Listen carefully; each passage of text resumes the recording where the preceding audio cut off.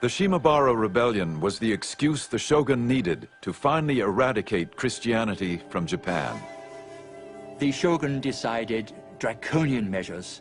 We will cut off Japan from all Christian influence. Now, how can you do that?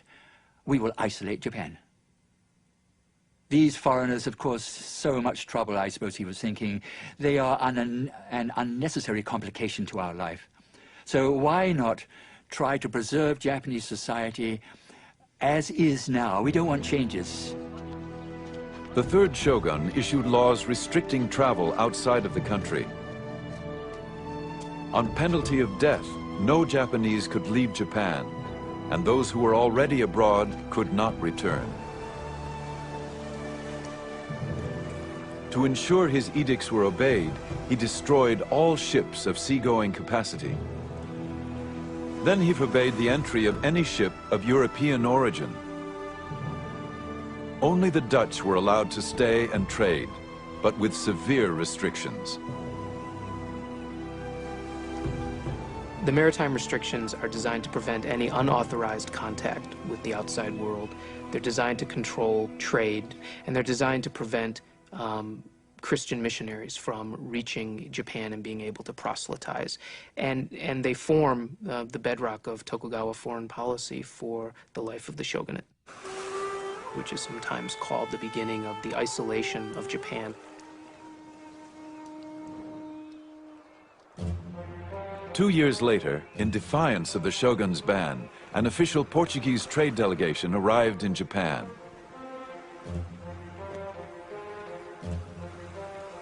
The shogun showed no mercy and ordered the execution of 57 of those aboard, ambassadors and their crew. He ordered the ship burned. The few survivors were sent back with this warning. A similar penalty will be suffered by all who come to these shores from Portugal, whether they be ambassadors or sailors, whether they come by error or driven by storm.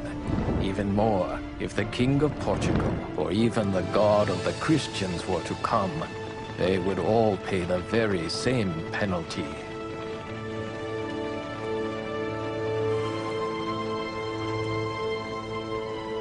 The doors of Japan clanged shut and were not opened again to the West for 200 years.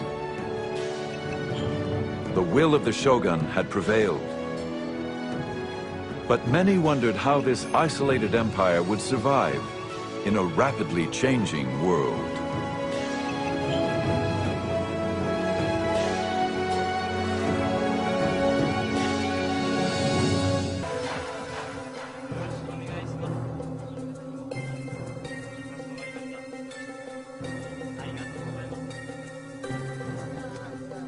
All those who are in contact with us are bound by an oath and sign with their blood not to talk or entrust to us information about the situation of their country, their religion, and secrets of government. So reported the German doctor Engelbert Kempfer, one of the few Europeans allowed in Japan. It was the year 1690, and the Japanese viewed Westerners as barbarians who threatened their orderly society. The Japanese were determined to keep their doors closed to the West for as long as they could. There was one exception, a small settlement of Dutch traders who agreed to live in confinement on an island in Nagasaki harbor.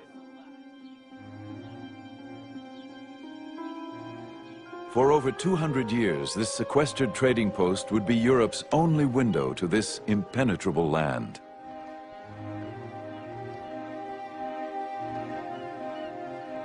The Dutch East Indies Company sent Dr. Kempfer to provide medical care for the Dutch community.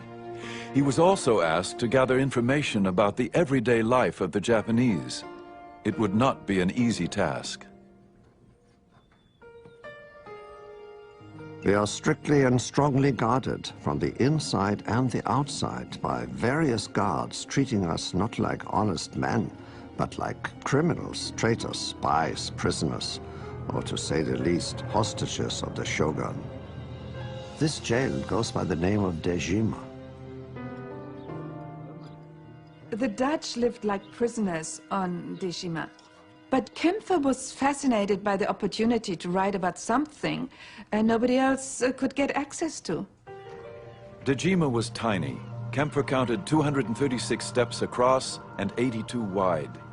There were never more than 19 men allowed on the island at a time, and never any Western women. The Japanese were as inquisitive as Kämpfer. The Dutch settlement was their window to the exotic world of the West. But the trickle of information that arrived from overseas was carefully guarded. Every time a Dutch ship arrived, the Dutch ship would have the latest news from Europe, and that news would be given to the Dutch authorities in Nagasaki, and then that news would be translated into Japanese and rushed immediately to the headquarters of the shogun. The ruler of Japan, the shogun, hungered for news of the outside world. He commanded the Westerners to present themselves at his castle once a year.